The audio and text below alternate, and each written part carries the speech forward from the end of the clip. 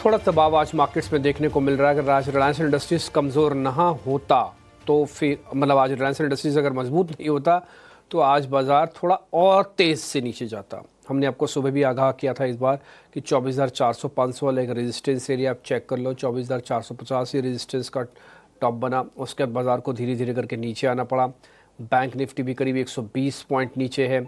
India VIX 3% ऊपर है। देखो इंडिया विक्स दो चीज़ें आपको बता रहा है, ये फियर तो नहीं बता रहा लेकिन ये चीज़ बता रहा है कि हाँ अभी एक चीज़ अनवाइंड होना बाकी है। वो जैसे मैंने आपको सुबह भी कहा था, कल परसों भी कह रहा हूँ आपसे कि पहलगाम को लेकर भारत सरकार का रुख क्या होता है और वो क्या बड़ा कदम उठाती है। जितनी बात बोली गई कि उससे कहीं बड़ा कदम होगा तो बाज़ार रिएक्शन देगा, और अगर 2 से 3 दिनों में वो रिएक्शन आया ही नहीं तो फिर पहलगाम वाली खबर में हो सकता है मार्केट रिएक्ट ही ना करे, क्योंकि मार्केट धीरे धीरे करके उसका इम्यून हो रहा है, उसका आदी हो रहा है, उसको काफ़ी हद तक भुलाने में बिलीव करता है। देखो मार्केट्स में वो चीज़ तेज़ रिएक्शन देगी जैसे नई नहीं आएगी।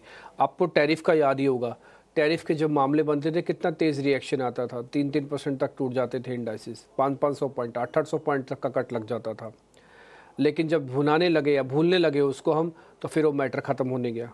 फिर अच्छी खबर आने पर भी धीरे धीरे और रिकवरी आती है। तो ऐसे ही पहलगाम वाली खबर पे भी होगा। अगर 2 से 3 दिन में कोई खबर आती है बड़े पैमाने पर युद्ध की, तो फिर बाज़ार एक बार डिप मारेगा, अदरवाइज़ नहीं तो फिर रिएक्ट ही नहीं करेगा इस पर। बोले सर फिर पॉजिटिव रिएक्ट करेगा? पॉजिटिव नेगेटिव कुछ नहीं करेगा, इग्नोर करेगा। मार्केट के पास एक और हथियार भी है, इग्नोरेंस वाला मैटर भी आ सकता है मार्केट्स के अंदर। फिलहाल तो अभी डाटा के हिसाब से चलते, डाटा तो ये कहता है कि अभी 24,400-500 एक टफ रेजिस्टेंस एरिया है, 24,200 एक सपोर्ट एरिया है, 24,000 भी एक सपोर्ट एरिया है। सेम विद बैंक निफ्टी, 55,000 एक सपोर्ट एरिया है, 54,800 एक सपोर्ट एरिया है। ऊपर जाएंगे तो 55,500 55,800 एक रेजिस्टेंस एरिया है। देखने में आ जाए तो रिलायंस इंडस्ट्रीज़ का सेकेंड डे चलना कल की क्लोजिंग से ही तय था कि रिलायंस चल सकता है। एक और चीज़ भी मैं आपको बताता हूँ, रिलायंस के नंबर से पहले एफआईज़ की होल्डिंग थोड़ी कम थी, लेकिन अब एफआईज़ की होल्डिंग भी बढ़ी है, ये बढ़कर 42% हो गई है। मैंने आपको लास्ट टाइम भी ये बात बताई थी, आज सुबह भी ये बात नोटिस करवाई थी डाटा के अनुसार कि भाई जिस समय पहले बैंक निफ्टी ने हाई टेस्ट किए थे, अपने ऑल टाइम हाई बनाया था बैंक निफ्टी ने अपना रिसेंटली, उस समय एफआईज़ की होल्डिंग सिर्फ 34% थी। अब एफआईज़ की होल्डिंग 42% है। तो बाज़ार के अंदर एफआईज़ नहीं गया, वो तो बढ़ा है, वो तो उस समय भी बढ़ रहा है जब पहलगाम वाली खबर का भी अनफोल्ड होना बाकी है, वो तब बढ़ा रहा है आपके पास पोजीशंस। तो इसका मतलब ये है कि रिटेल ने धीरे धीरे करके माल छोड़ा है, वो बात साफ दिख रही है। रिटेल की होल्डिंग अब 50% से कम रह चुकी है। थोड़ा बहुत डीआईज ने भी माल दे दिया है सिस्टम में, तो ये चीज़ साफ समझ में आ रही है कि थोड़ी चर्निंग हुई है। इसलिए आप 2-3 सेगमेंट बहुत इंपॉर्टेंट वाले देख रहे होंगे जिसमें रिलायंस का चलना भी शामिल है। चाहे आप नंबर्स का क्रेडिट दो, चाहे एफआईज़ का क्रेडिट दो, दोनों का कॉम्बो भी दे सकते हो। ये ऐसे नहीं चल गया रिलायंस इंडस्ट्रीज 7%, 7 महीने से जो नहीं चला शेयर वो 7% 2 दिन में चल गया, आपके सामने ही है। हम कहाँ पे पहले 1300 से पहले की बात कर रहे थे, 1290-98 में मैंने कई बार आपको नोटिस करवाया शेयर कि देखो 1300 के आसपास रुक रहा है, 1300 के आसपास रुक रहा है। आज 1400 का रेट देख रहा हूँ अपनी स्क्रीन पर, और सिर्फ 2 दिन में हुआ है ये। बट एनी हाउ, अब हम आगे बढ़ते हैं। ध्वनि पटेल आज के हमारे मेहमान हैं, उनसे करेंगे बातचीत, लेकिन उससे पहले वो आपको बताएं कि निफ्टी बैंक निफ्टी पे क्या करना है, अलग अलग स्टॉक्स पे क्या करना चाहिए। उससे पहले अजीत मिश्रा जो कल के हमारे मेहमान थे, उनका रिपोर्ट कार्ड आपको एक बार दिखा देते हैं।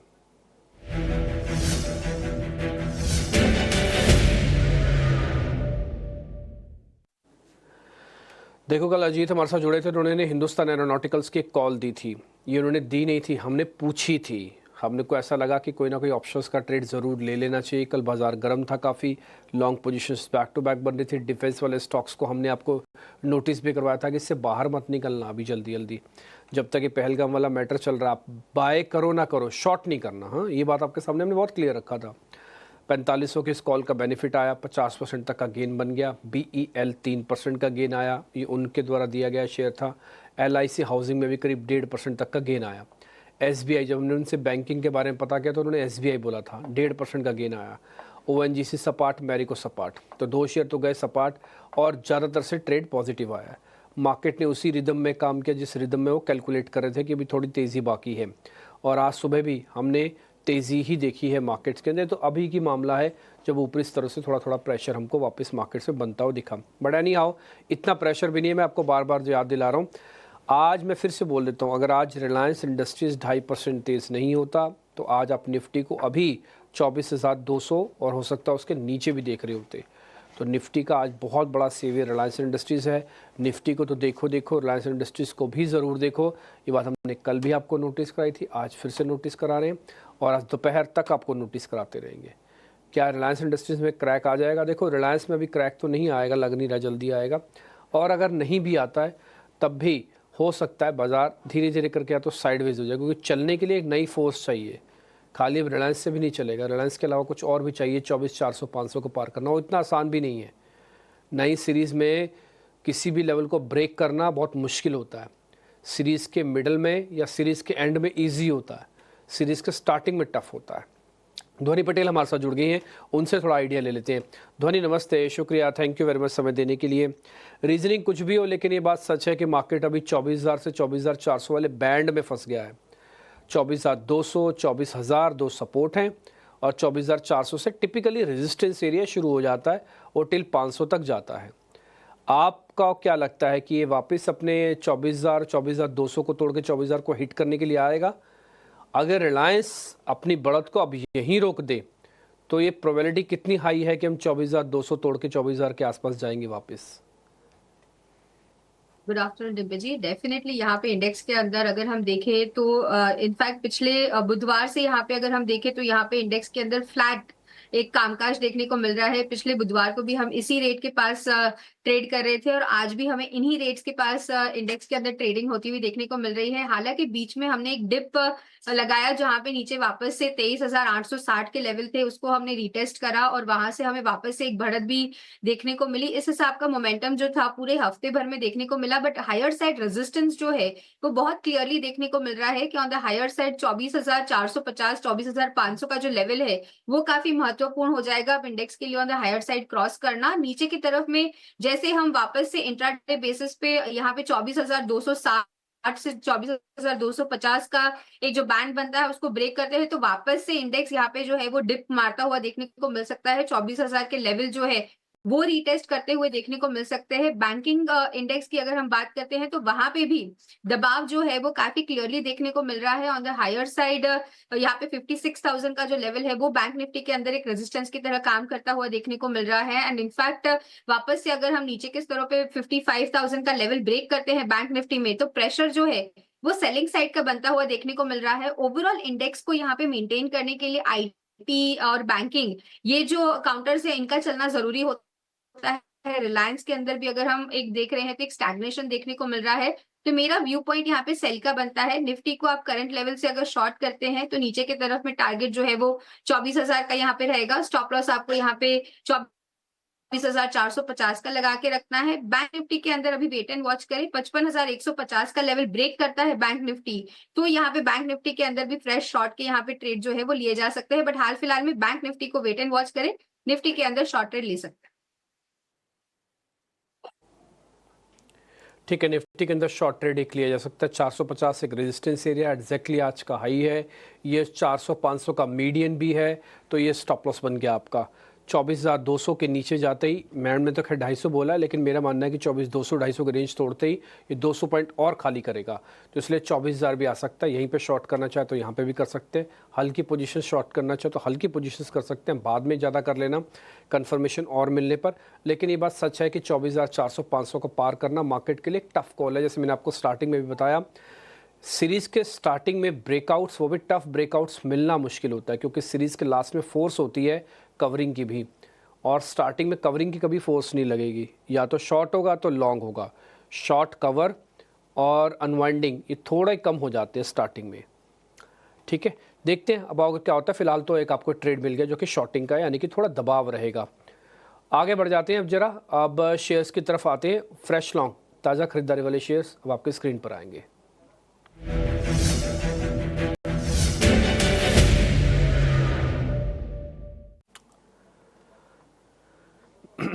कैपिटल गुड्स में सीमेंस ऊपर आया है, काफ़ी दिनों बाद सीमेंस को देखने को मिल रहा है। अमूमन कैपिटल गुड्स बिल्कुल ठंडा पड़ा हुआ था, इस बार के रोल ओवर्स में भी कैपिटल गुड्स में ज़्यादा दम नहीं था। हमने अच्छे से सारे शेयर्स को चेक किया था, क्योंकि मैं खुद रोल ओवर्स के नंबर्स को काफ़ी क्लोजली ट्रैक करता हूँ। दूसरा था कैनरा बैंक, आज यहाँ पर भी बाइंग आई है। सेकेंड इनफैक्ट थर्ड डे है जब सरकारी बैंकों के अंदर अभी भी बाइंग है, बट ये लास्ट डे ना हो, है ना, ये भी चेक करवाना ज़रूरी है। तो ध्वनि 2 शेयर्स चेक कर लो आप, एक तो कैनरा बैंक और दूसरा सीमेंस।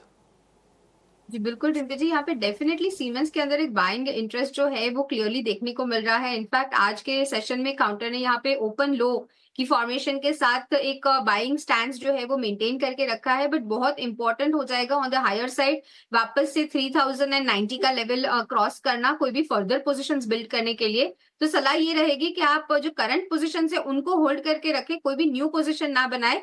करंट पोजीशन के लिए टारगेट जो है वो 3090 का रहेगा। आपको स्टॉप लॉस जो मेंटेन करके रखना रहेगा यहाँ पे, तो 2875 का स्टॉप लॉस स्ट्रिक्टली मेंटेन कीजिए। जहां तक कैनरा बैंक का सवाल है, आपने बहुत सही कहा कि आज इनफैक्ट यहाँ पे जिसकी भी लॉन्ग पोजीशन है उनको प्रॉफिट बुकिंग की सलाह रहेगी, क्योंकि अगर आप डेली स्ट्रक्चर इसका देखते हैं और इंट्राडे स्ट्रक्चर भी देख रहे हैं तो इंट्राडे स्ट्रक्चर पे क्लियरली एक रेजिस्टेंस जो है वो हमें देखने को मिल रहा है 100 टू 101 रुपी के बीच के में यहाँ पे, और यहाँ पे इन्हीं लेवल्स के पास काउंटर ने एक वापस से आज रेजिस्टेंस बनाया है। तो अगर लॉन्ग पोजीशन है तो कैनरा बैंक में प्रॉफिट बुकिंग की सलाह रहेगी।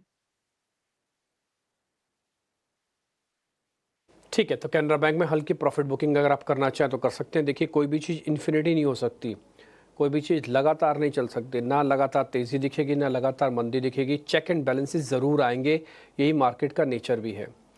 एक long term short term view point आपका हो सकता है, एक स्विंग का व्यू पॉइंट हो सकता है, लेकिन हर चीज़ हर रोज़ वैसे ही हो ऐसा नहीं होगा। ऐसे तो आप खाना भी नहीं खा सकेंगे। आपको मैं रोज़ रसगुल्ला खिलाऊंगा, आपको भले बहुत पसंद होगा, तो एक महीने बाद तो आप भी मना कर देंगे, मैं आपका सब नहीं खाऊंगा मैं। तो ये एक नेचर है और ये मार्केट के अंदर भी प्रिवेल करता है। और अभी आप फिलहाल सीमेंस में तो होल्ड की पोजीशन है 3090। डैट मीन्स जिनके पास पड़ा है माल सिर्फ वही कैरी करें, नए वाले कोशिश ना करें। और निफ्टी के अंदर अभी तक का ट्रेड ये बन के आया कि 24,000 आ सकता है। ध्यान रखा जाए 24,250 टूटेगा ना तो एक 15 मिनट के चार्ट पे 50 दिन की एवरेज भी टूटेगी, वो बहुत इंपॉर्टेंट है। वो टूटते ही 200 दिन की चेज़ होगी, इसलिए अब मैम ने आपको 24,000 का लेवल दिया है। इसमें 250 की इंपॉर्टेंस बहुत ज़्यादा है। ब्रेक होते ही ये बहुत स्पीड से 24,000 देगा आपको, 200 पॉइंट तो देखेगा भी नहीं है। ठीक है, तो ये एक निफ्टी का शॉर्ट आ गया, प्लस आपको ट्रेड सीमेंस में होल्ड आ गया। कैनरा बैंक में आपके पास कोई ट्रेड नहीं है, अभी आप चाहे तो प्रॉफिट बुक कर सकते हैं। आगे बढ़ते हैं, अब जरा शॉर्ट कवरिंग के 2 शेयर चेक कराते हैं। काफ़ी दिनों बाद टाटा केमिकल्स में फिर से शॉर्ट कवरिंग आ रही है। इसके पीयर्स बहुत होशियार हैं, काफ़ी तेज़ी से चलते हैं। First is SRF, second is UPL, but Tata chemicals बहुत स्लो चलता है, स्लो मूवर है और थोड़ा डिले भी चलता है। जिस समय बाजार रुकने को होता है तब टाटा केमिकल्स चलता है। एग्जैक्टली वैसे ही हो रहा है आज फिर से। 2% टाटा केमिकल्स ऊपर है, बाजार रुकने को हो रहा है। धोनी, इसलिए मेरे को जरा ये समझना है कि टाटा केमिकल एक तो ये 1000 के भी नीचे है, हाँ ये भी एक विडंबना है। 1000 के ऊपर तो कोई बात ही नहीं थी, वो उसका मेक ब्रेक है। और दूसरा शेयर है वोल्टास। इन दोनों में शॉर्ट कवरिंग है, जरा चेक कर लो कोई ट्रेड बनता है तो प्लीज़।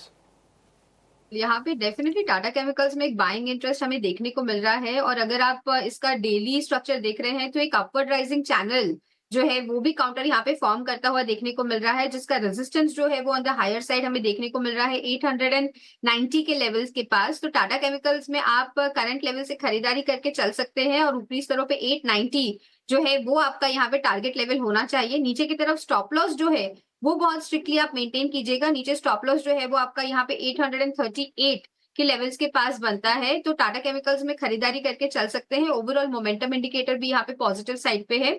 वोल्टास के अंदर यहाँ पे डिम्पी जी मेरी तरफ से पोजिशनल ट्रेड रहेगा। इसको एक शॉर्ट टर्म के नजरिए से आप पोजिशनल बेसिस पे देखेंगे तो यहाँ पे स्ट्रक्चर जो है वो ज्यादा कन्विंसिंग बनता हुआ देखने को मिल रहा है। नीचे सपोर्ट लेवल जो है वो 1225 के लेवल के पास स्ट्रांगली बनता हुआ देखने को मिला है। वहां से 2 बार काउंटर ने यहाँ पे बाउंस दिया है। ऑन द हायर साइड यहाँ पे 1310 का जो है वो टारगेट बनता है, और वो क्रॉस करने के बाद 1360 के लेवल्स तक यहाँ पे ऊपरी स्तरों पे बढ़त देखने को मिल सकती है। तो इसको एक सीरीज कॉल की तरह मान के चले वोल्टास को, तो आपको यहाँ पे मुनाफा ज्यादा देखने को मिलेगा। ठीक है, डन मैम। तो एक इन्वेस्टमेंट कॉल है एक्चुअली में, तो 1310 इसलिए आपको टारगेट भी मिल रहा है। 12.25 का एक स्टॉप लॉस है, रिस्क रिवॉर्ड कैलकुलेटेड है। ठीक है, इसके अंदर टाटा केमिकल्स पे बाय आ गया, आपको शॉर्ट कवरिंग का ट्रेड था। इससे पहले जो 2 लॉन्ग के शेयर्स बताए थे, सीमेंस को होल्ड करवाया, कैनरा बैंक पे कोई प्रॉफिट बुकिंग इनफैक्ट करवा रही है मैम। तो आपको 4 शेयरों में से एग्जैक्टली क्लीन जो शेयर मिल रहे हैं, 2 वो टाटा केमिकल्स और वोल्टास ही हैं, हल्के हल्के आप ट्रेड यहाँ पे भले ले सकते हैं। निफ्टी पे रुख थोड़ा सा भी नेगेटिव है, 24,000 आने की प्रोबेबिलिटी काफ़ी हाई है, 24,200 टूटते ही ये कन्फर्मेशन भी आ जाएगा। वक्त एक छोटे से ब्रेक का है, जब ब्रेक के बाद लौटेंगे तो मंदी वाले शेयर भी चेक करवाएंगे धोनी से और उनकी ट्रेडिंग कॉल्स भी होंगे। अब तक हमने तेज़ी वाले कुछ शेयर्स चेक करवा लिए धोनी पटेल से और उनसे ये भी पता करवा लिए कि शॉर्ट कवरिंग में उनके पास कौन से शेयर्स हैं। एक काम और करते हैं, जरा मंदी के शेयर्स भी चेक करवा लेते हैं। अगर मंदी आनी है तो इन शेयर्स का बेनिफिट भी आपके पास आएगा। लेके आइए शॉर्ट्स।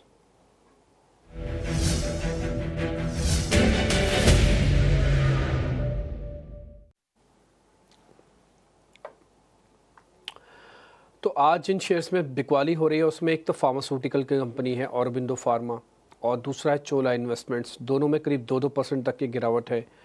धोनी एक बार ज़रा चेक कर लो इनमें और डेप्थ है क्या। अगर ये और जाने वाले हैं तो हमारे पास ऑप्शन है दो, या तो इसको हम शॉर्ट करें या तो इसकी पुट खरीद लें। अगर आपको ऑप्शंस में कोई ट्रेड समझ में आता हो पुट के ज़रिए तो वो भी आप बता सकते हो।